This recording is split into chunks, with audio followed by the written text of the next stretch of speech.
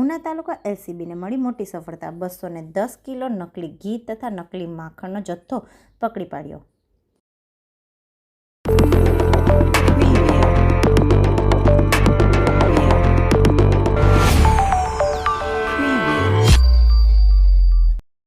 ગીર સોમનાથ જિલ્લાના ઉના તાલુકામાં આવેલ ગોપાલ કરિયાણા નામની દુકાનમાં Gir Somnath local crime branch દ્વારા રેડ કરતા 210 કિલો નકલી ઘી તેમજ નકલી માખણનો મોટા પાયે જથ્થો પકડી પાડવામાં આવ્યો છે, જેમાં 132 કિલો માખણ તેમજ 78 કિલો ઘી મળી આવ્યું હતું।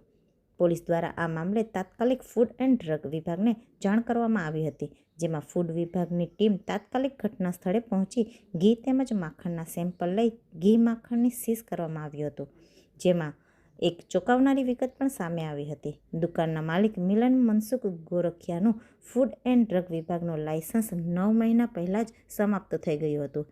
જિલ્લા ક્રાઇમ બ્રાન્ચની આ મોટી કાર્યવાહીથી ઉનામાં ભેળસેળ કરતા અનેક વેપારીઓમાં ફફડાટ ફેલાયો છે।